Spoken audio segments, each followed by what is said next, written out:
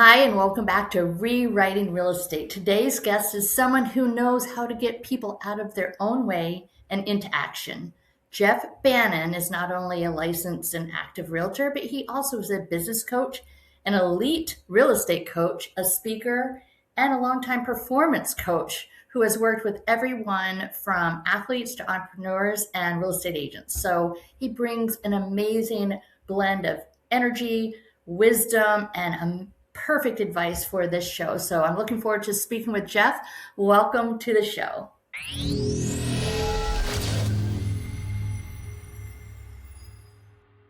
First of all, thank you so much for being on my podcast. I really appreciate your time. And before we get started in your current journey, both in coaching and real estate and everything, who were you before you started real estate? Because typically nobody starts there.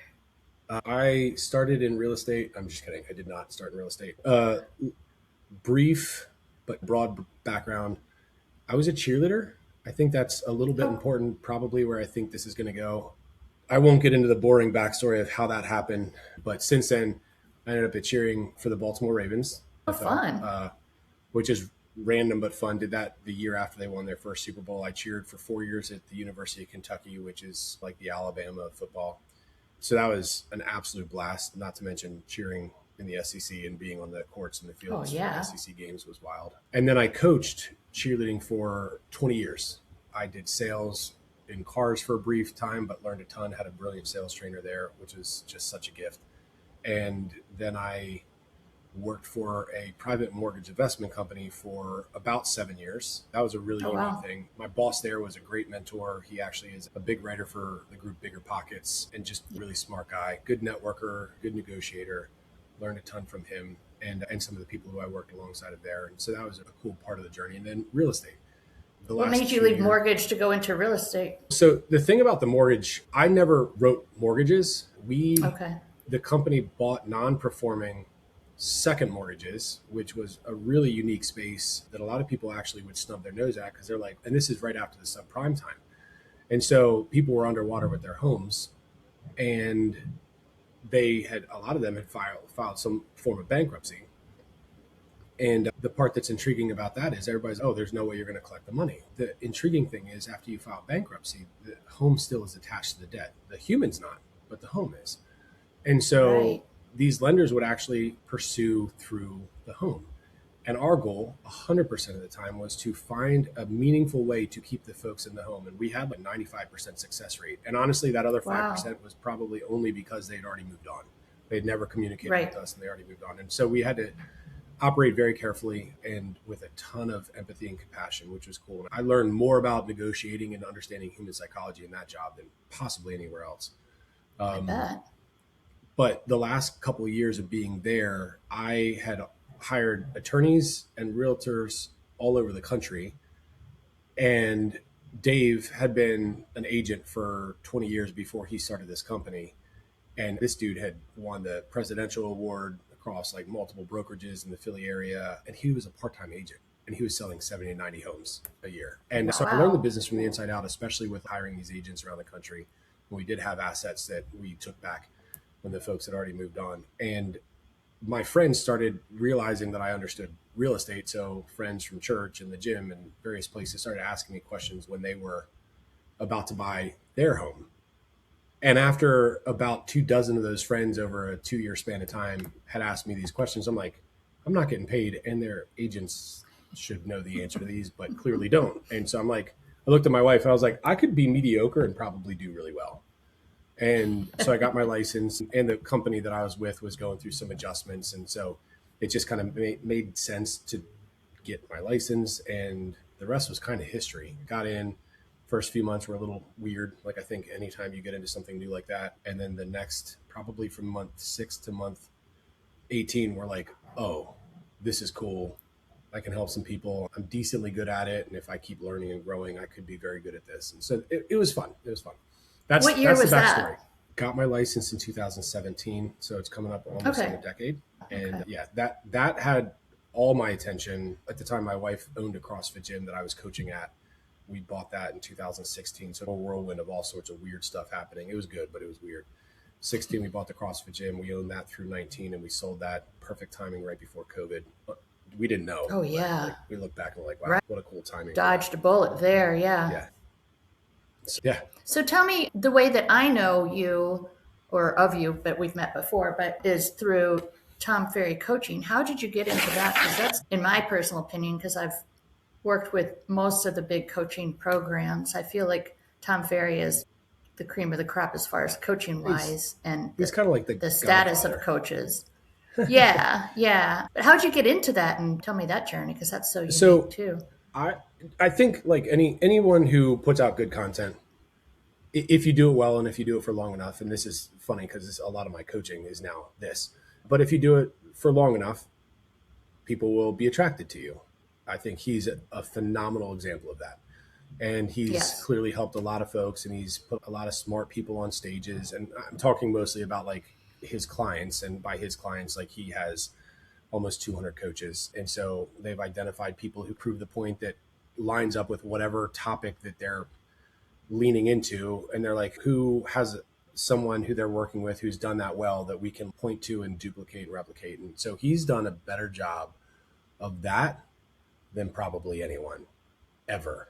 Yeah. So like, I mean, there's a lot of good things he's done, but that particular thing of all the things he's done, that's one of two or three things that I think he's done a phenomenal job of. But also when you grow to the scale that he's grown to, he's clearly not working with thousands of clients personally. Like you just don't have capacity. And so he then started, and again, this is long before I was ever a part of it.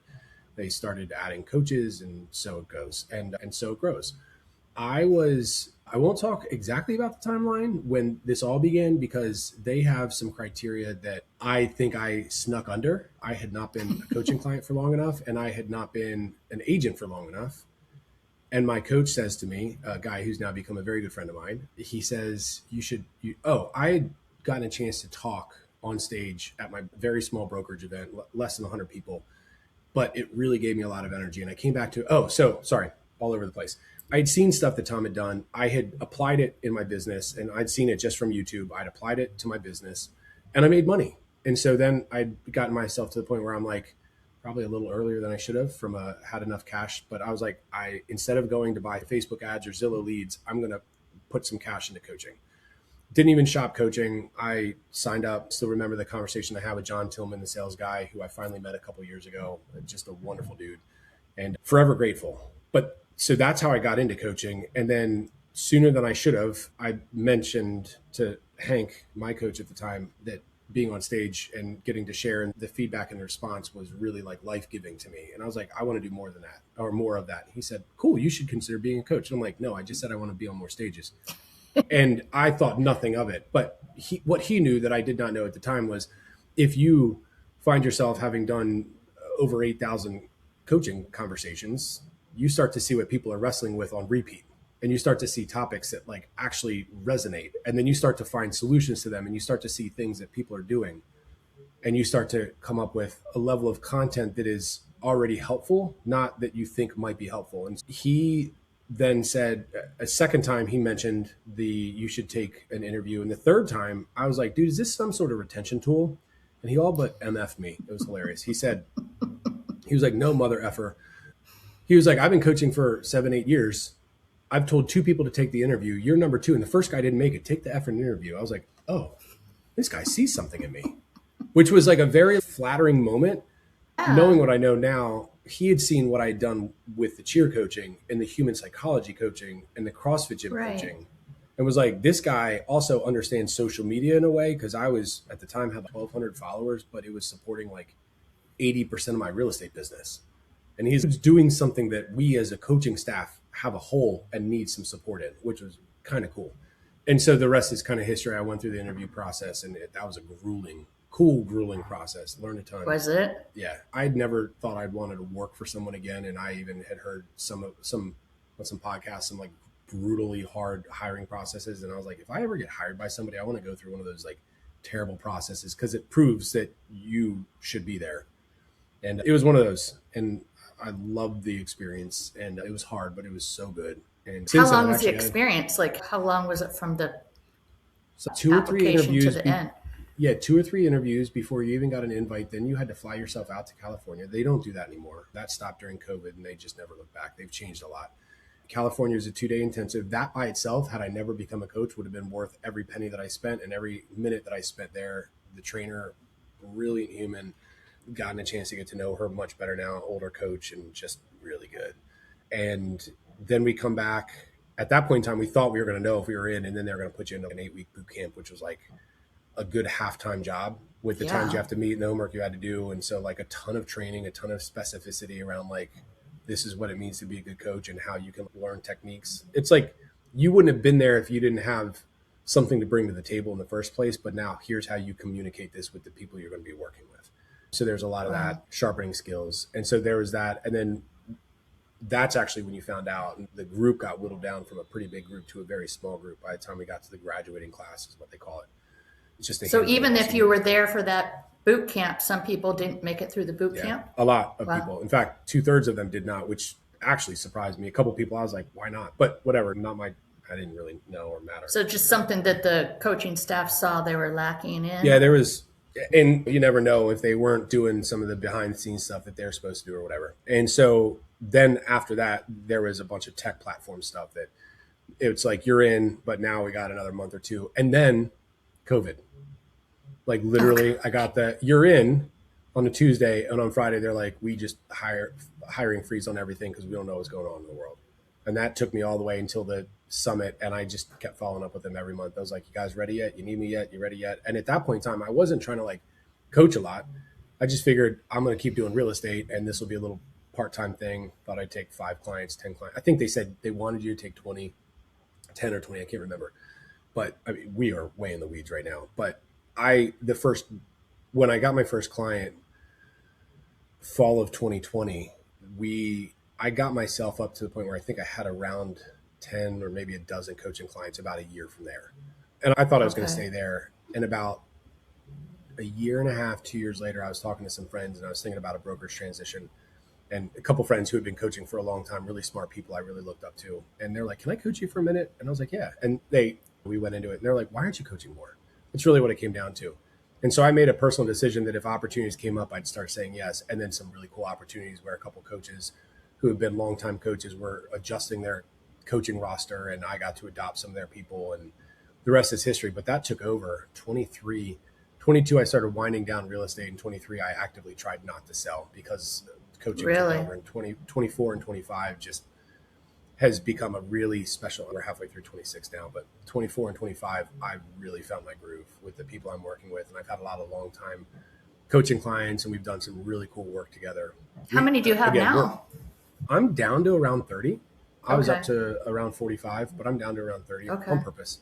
Just got other projects I'm working on.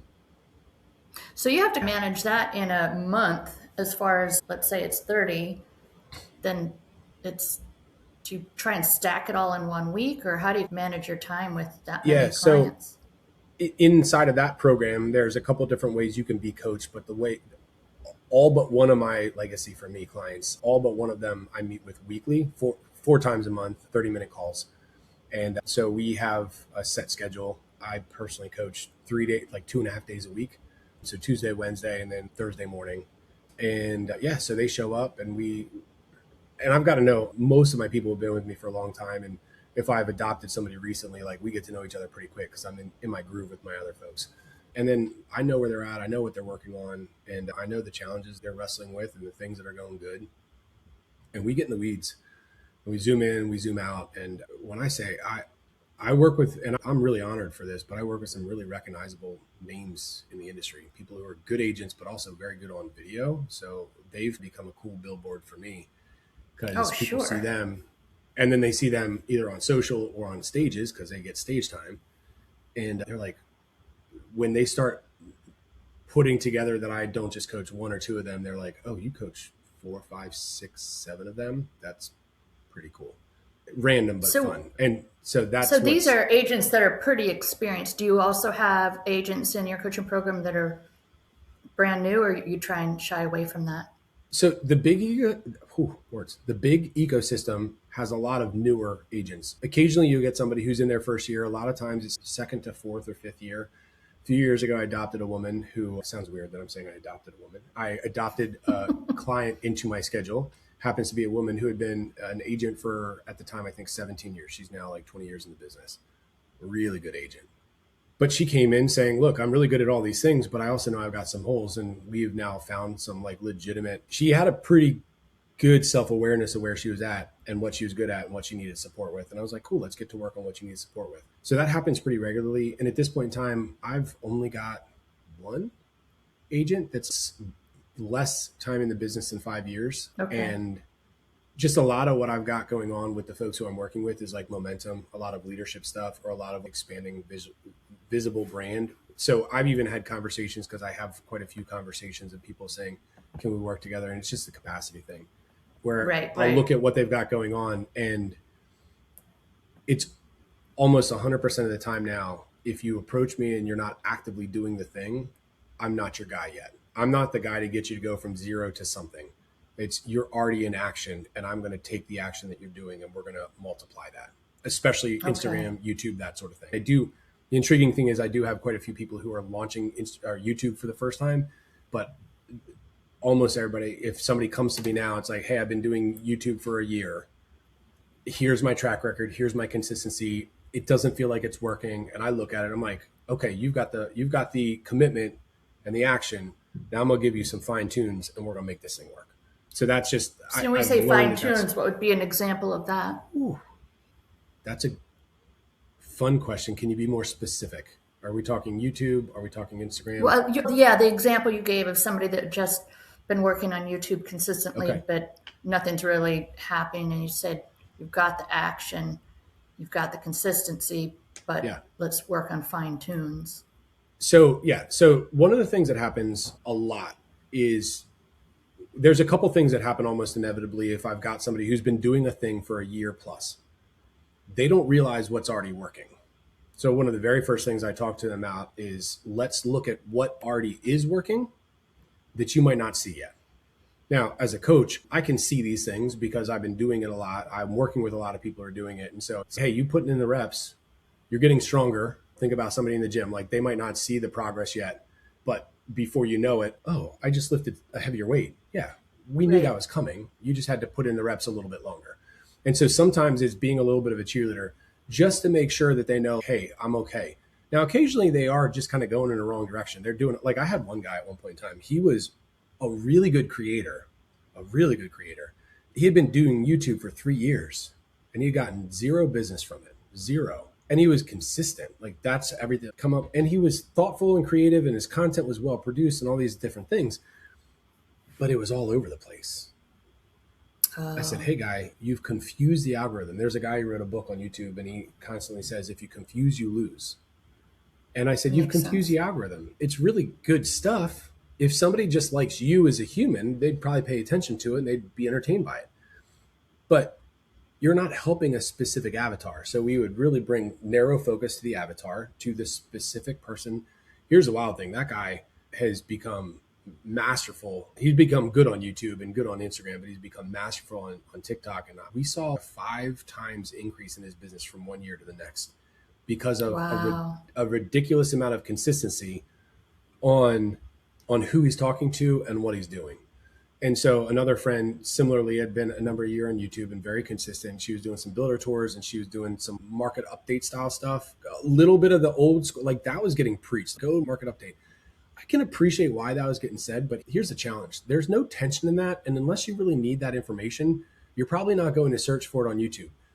And if you are, and it's not really strong in evergreen because it's past tense once it's past tense. So if somebody comes and watches it a year later, it's meaningless. And the worst part is, if somebody needs it right now, they're probably already working with an agent. So now, okay, you're providing great information and you're spending all this time to do this. So we looked at what she was doing. And on top of that, her thumbnails were not very good.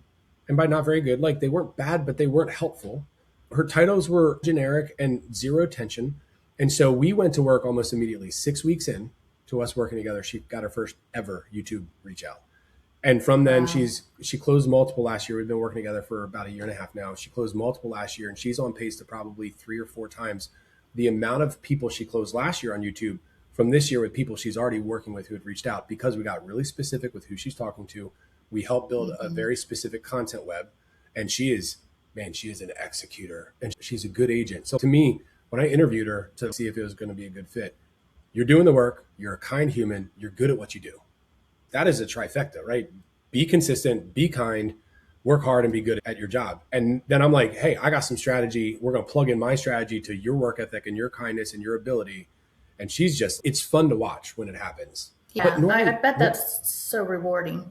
Yeah. And lastly, going back to do you work with people who are newer in the business? Not that I won't, but there's so much other learning that has to get done. And there are so few people doing what I'm doing with people with content that it's like, I'm pretty good at helping new agents, but I got some friends who are great at it. Let them go help those newer agents, or go get on a team and learn. And then when you're ready, like, I'm here to really you're that next level. Yeah, let me help you move faster in the direction you're going with your content. Yeah.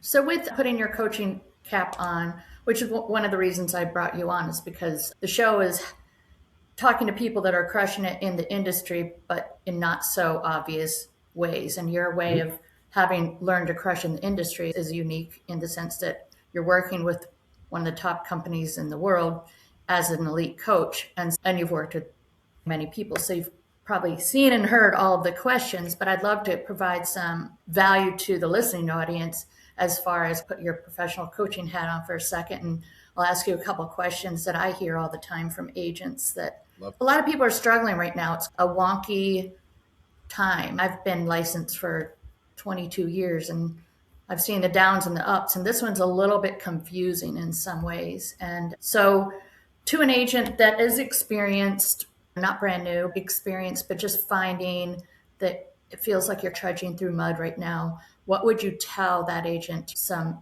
steps to uptick their business as fast as possible?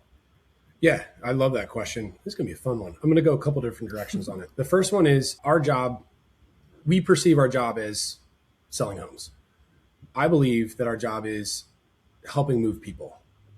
And by helping move people, it's funny, going back to when I was in the dealership, I got into management pretty early on, and I was pretty good at selling. I was very good at helping people navigate decisions. I did not even understand what urgency meant. And we're going to hang on that for just a second. I did not understand what urgency meant. And it was really funny because the sales trainer, the guy who was my manager, who helped me grow, they were trying to get me to understand what that meant. They're like, what? You have no urgency. And I was like, what does that even mean? And finally he was like, you just got to be a jerk. And I go home and I tell Ashley, and Ashley's, please don't do that. And if that's what it takes, please get out. Like, you're a nice guy. Don't become a jerk. I have learned that urgency. Which is why used car salesmen have a bad rap. Isn't that funny? And here's the funny thing. That dude was a brilliant sales trainer. And that was one of the worst pieces of advice he ever gave me. What I have learned was people don't take action because they don't have confidence, typically because of uncertainty. 100%. Our job as professionals, and this is I've gotten a lot of value from Phil and Jones along the years. Grateful for that guy. He talks about curiosity all the time. Like, curiosity is woven into everything. But the reason why he weaves curiosity in is, he says, it's because it's helps them and you gain clarity on their situation, so that then you can pain points, help move them. Yeah. Why do you want to move? There's not a week that goes by. And I work a lot with leaders who are budding leaders, growing a smaller, newer team. That's one of my favorite things. And people who are trying to make their content hit better. One of the biggest things that we're seeing over and over again, as I'm like reviewing YouTube videos and transcripts of like, all right, this is a good video, we're getting some views, we might even be getting some phone calls. One of the questions that we're always leaning into is, does this piece of content move somebody towards a decision? Does this conversation move somebody towards a conversation? And so many agents, here's the challenge, so many agents do not have formal sales background. So if you are feeling stuck and you hear this and you're like, I did retail, but that's like the extent of my sales training. If you don't have formal sales training background, you should go do some. Now, here's the reality. You're going to get into some sales training. Did you make your calls? I don't know if that's helpful. I'm not saying you shouldn't make your calls, but go learn about sales. Consume. exactly what to say. Phil and Jones' book. This is not a pitch, but there's others. Jeffrey Gitomer is an old sales guy. Grant Cardone, I can't follow him on social. He's super, but his 10X rule, his Sell or Be Sold. I like that book. If you don't grow from those books, that is like 101 sales training. There are sales training resources out there. Go sales train. That is so important because you're going to start noticing, oh, I didn't even know I should be doing that. And then you start doing it and you're like, oh, this is working. I don't even coach around it because there's so many resources. I'm like, hey, go consume this resource. Like people come back 3 weeks later and they're like, I tried it. It worked. Okay, good. Moving on. So we got it. But as far as the urgency goes, I think aside from helping people buy and sell, we have people in front of us who have raised their hand and said, Kim, I want to work with you. But they're not taking action. Our job is to help them find urgency, help them find the trigger, the reason why they would actually make an offer, why they would go ahead and list their home, why they would have a price adjustment when the market has gone soft or cold. The other one is, okay, so we've got 10 people in front of us and they don't have urgency. Help them move them to urgency. 2 or 3 might. The other 7 might stay on the sideline. Cool. Now our next job is to go find people who have urgency. It's part of the reason why some of these people who are doing content are doing so well, because if all you're doing is sphere of influence, which is brilliant if that's a good business, but then you have a weird couple of years where COVID cooled down, rates went up, wars happen, all the things, elections, like things will always happen. All my friends from church are not moving right now. They just aren't. Why? Because they're pretty content and they're kind of settled, and it doesn't matter if they have a third kid, they'll add an addition or bunk the kids or whatever. Like we don't need to, you know who's moving? And we hear this all the time. Death, divorce, all the D's, right? Yeah. What is the relocation one? Somebody put a D in front of the relocation one. But a lot of my folks who I'm working with right now are working with relocating agents. One of my guys started a YouTube channel in July of last year, closed and pending from January 1st of this year, closed and pending 14 deals. Wow. They have already done more business. And by the way, he has been licensed, but his wife's been the rainmaker. But she's, I'm not doing this YouTube thing. You can have it if you want it. He just quit his full-time job. He just quit his full-time job because they're so busy. They've completed more transactions this year to date than they have all of last year. And last year is their best year by a lot. And it's because they're finding the people with urgency. They're doing it because he's putting out really good content that's very attractive. And by attractive, guys, I'm not going to name names right now. It's all shot on an iPhone. It's really pretty good content. Nothing is great about it. It's not overly edited. If you looked at his channel, you'd be like, I can do that. Every one of you would be like, I can do that. It is one of my favorite examples. But it's finding the answer to the questions that create urgency. That's it. And he's super committed. So the YouTube, I love that idea, but let's say it's an agent that currently has no active leads, their pipeline is dried up, and they want to find something within the next 30 days. What would you say to that person? Then it's go back to the basics. The old school. How many open houses are you doing? Yeah, how many open houses? Like YouTube is awesome, Instagram is awesome. I think they're both But that's a little bit of a longer game for the moment. Yeah. It can be short, but you don't want to count on that for immediacy, because I feel like sometimes the social media piece is a fun distraction from doing the things that aren't fun in the business. Well, so here's what happens. If you have nothing in front of you, you have lots of time. Now, if you have lots of time, the next question you have to ask yourself is, am I willing to work?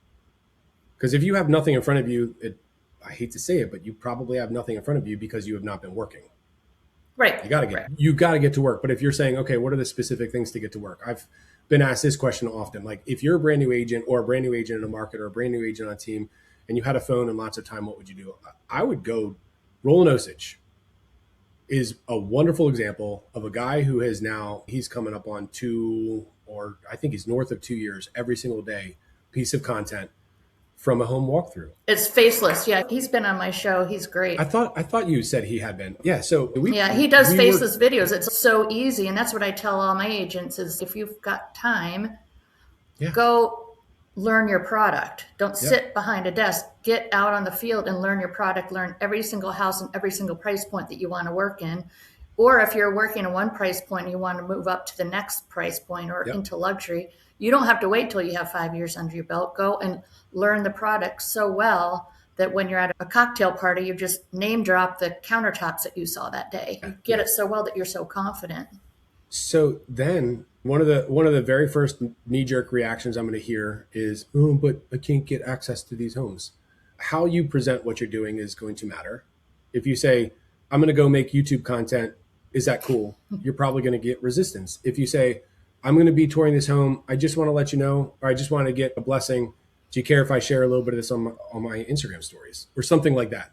You want to be ethical, right? You want to be upfront, honest, and ethical, but that's what Roland's been doing. And you're going to get some no's, but you get some yeses. You make decently good content. I watched somebody, I've never met her in real life, but a friend of mine from California, used to live here in Pennsylvania, sent me a message about 9 months ago and said, you should go buy Ashley this home. He knows the kind of homes we like. It's a couple towns over. And I was like, dang, that's a really good video and a beautiful home. And the girl who did the video, when he sent it to me, had 2,000 followers. She, 2 weeks later, had 10,000 followers because that video got shared 30-some thousand times. The other day I saw her post, we're, again, just Instagram friends, but we've DM'd now. We've gotten to know each other a little bit. She's got a lot pending right now, a lot pending. She posted the number. I was like, dang, she did not have that much pending back when I got that video. I think she was a newer agent. That's a piece of the puzzle. Now, the next thing is, if all we do is make videos and post them and do nothing else, that's only so much. I think Instagram is a brilliant tool for multiple different reasons, but it starts as a resume. What have you done? But here's the deal. You've never sold a home before, or you haven't sold a home in a while. Go be like Roland and tour some homes. And then whether you're selling, like, no one's looking at Roland thinking Roland just sold 365 homes, even though he just toured 365. Right. His face is never in it. What I think is so good is that he's not just touring homes, which I've done that, and I've learned from Roland that what he does so well is he learns about the home. So he talks about the features of the house as a new expert. Like he said, he didn't know half the things that he now knows about the homes, but he studies the home before he posts it, which then he does, to your point earlier, builds the confidence about this style of home or this neighborhood or this price point. And it helps him out too, because he now says that he has jumped up to a new price point because of his confidence in the homes. It's really, and it's fun. You're in the product that you're trying to sell. But, it's not like punishment. Versus cold calling, because cold calling can be very punishing. But so here's, go ahead. Here's the playful thing. I think there's more. So then, how many people are you DMing with that piece of content? Hey, this home made me think of you. Hey, I was just in this home and this home made me think of you. It's not, hey, do you want to go buy this home? Hey, do you want to tour this home? It's just, this home made me think of you. And we're in a world where the world is not thinking about each other. That's and imagine if you did that. One of the things that I've had the most success in with getting repeat clients or referrals from past clients is just driving by a neighborhood that I just film a picture and then I just send them a voice text or a video text and say, hey, I was just driving by that neighborhood where we saw that crazy house. Remember? Hope all is well. And then that's it. Literally. But it's like a memory with them. I'm just thinking of you. I'm just thinking of you. Here's the trigger that, like, one of my buddies, Tim Harlan, Jackson Hole agent, great guy, and we've been working together for a few years now. Every once in a while, he'll just send, and we've been to events together, so we have selfies, and every once in a while, I'll just get a selfie with him. He needs nothing from me. I'm going to see him on Wednesday next week. But it's just, I get that message and I just smile. But you're being a friend. That's the thing. You're being a friend. You're being connected. And if you know somebody even slightly on Instagram, maybe you haven't met them in person, but you know that they comment on, like I'm in Tampa Bay, they comment on me at the beach or something like that. So if I get into a beach condo, I haven't done this, but your idea is sitting with me.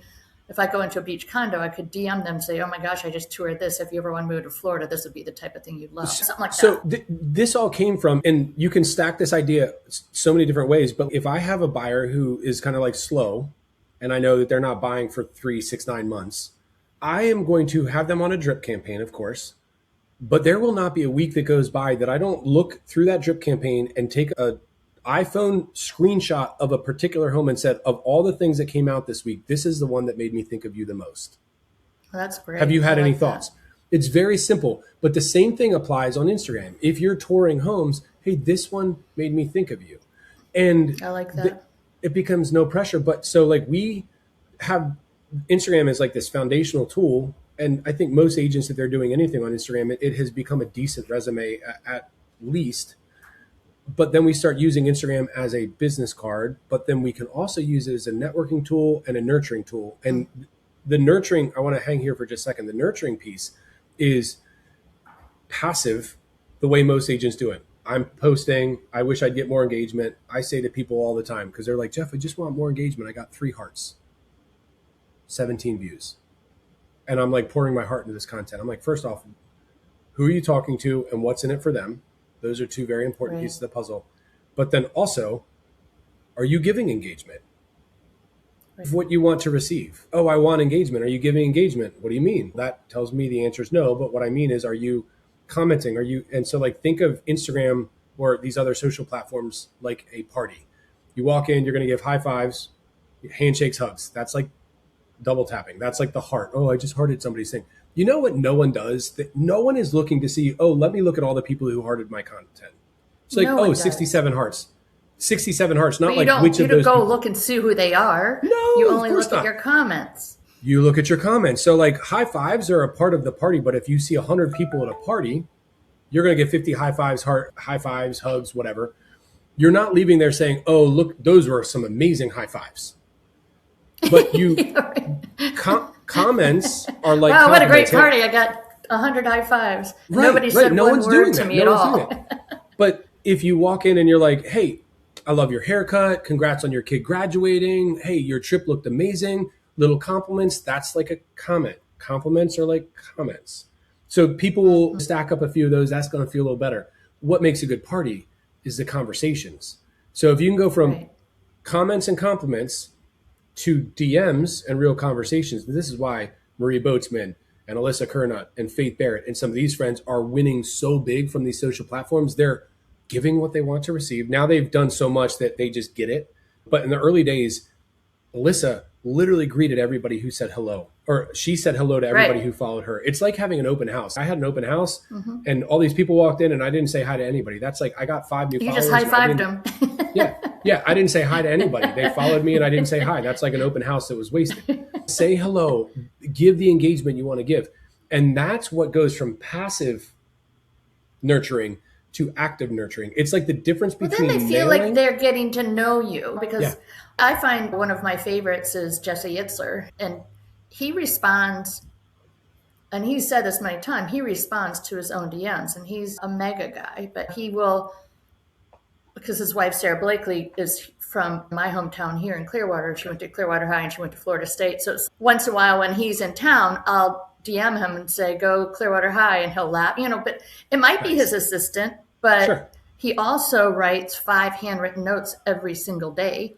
And he also does what you said. He reaches out via text and say, hey, I was just thinking about you. So he gives all of his credit to his huge success by being that kind of person. And you're right, to Alyssa, who was also on my show. But Alyssa is very caring and very interactive, and she responds to everybody. And it might be a little bit more automated now, but she still follows up with the conversation. It's still her. Like the first one might be, yeah, it is. You're right. Yep. You're right. Yep. I only know because I talked to her, so I know that it's still her. Yeah.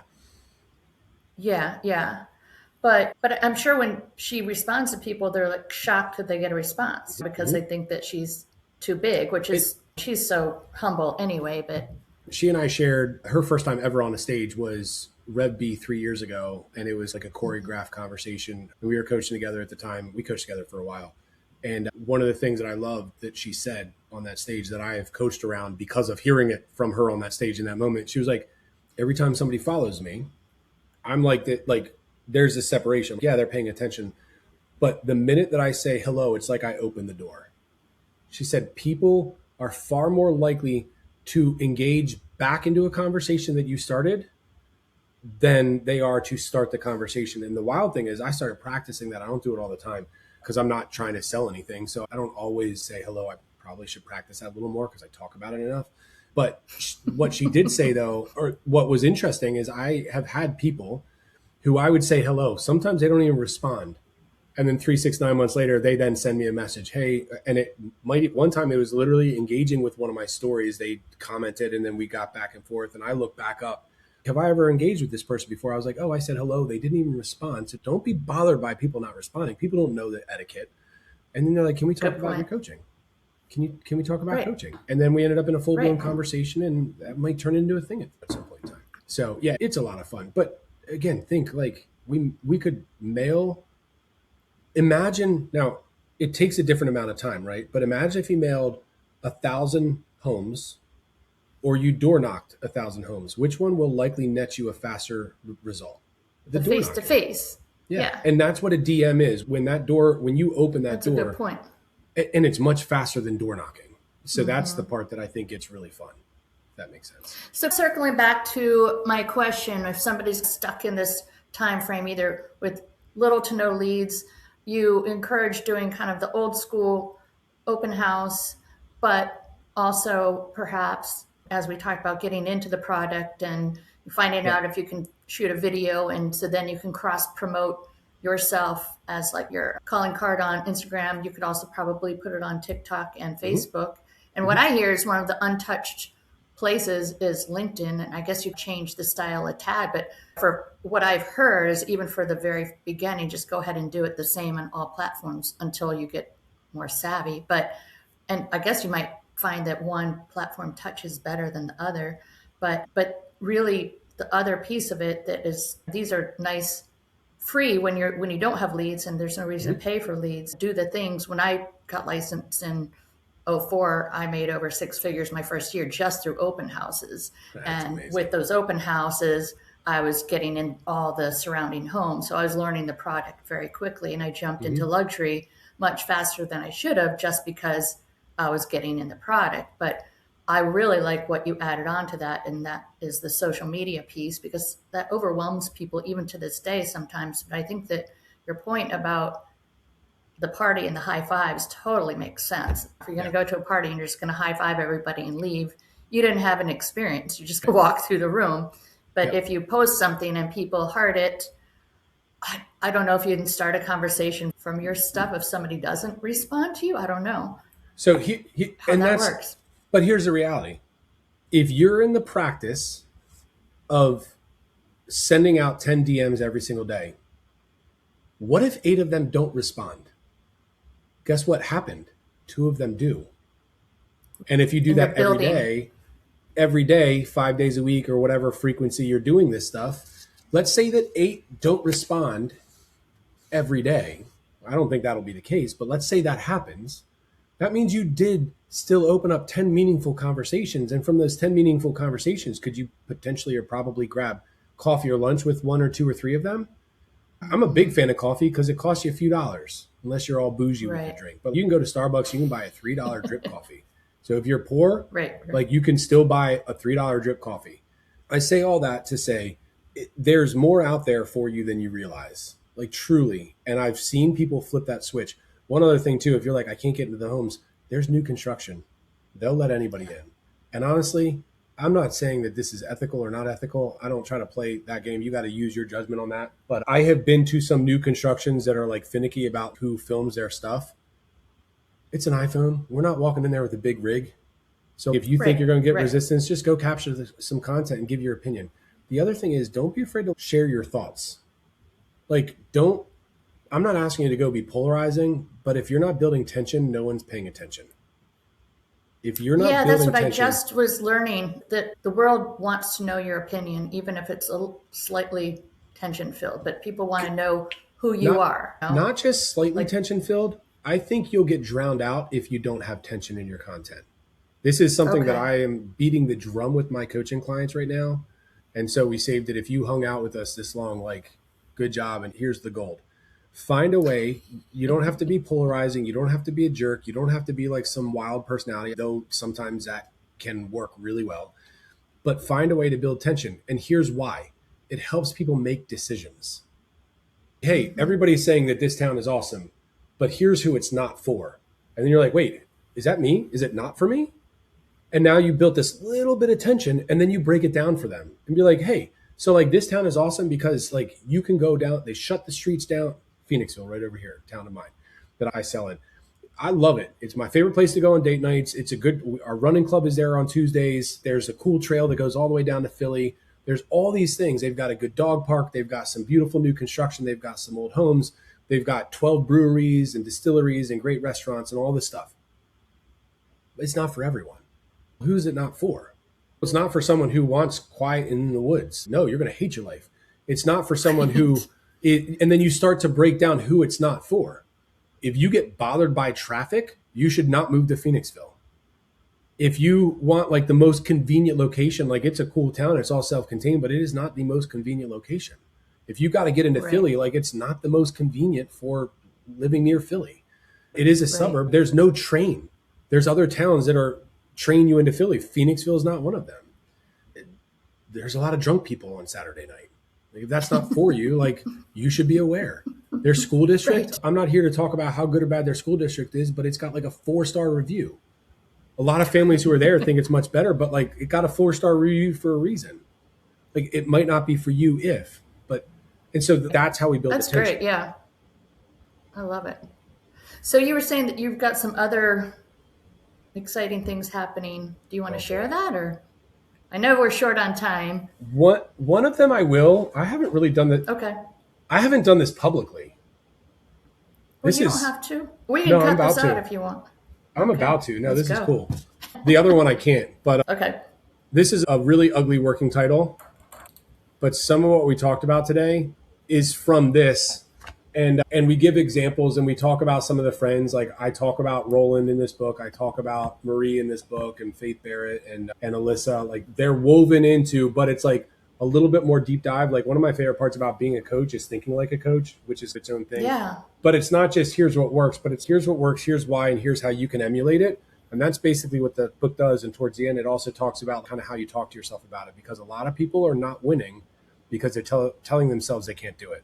Or they're looking at some of these names that become popular and they're like, I could never be like Marie. I could never be like that's Lisa. it. They're comparing their chapter 1 to their chapter 20. And that's so easy to do. And that definitely stymies people.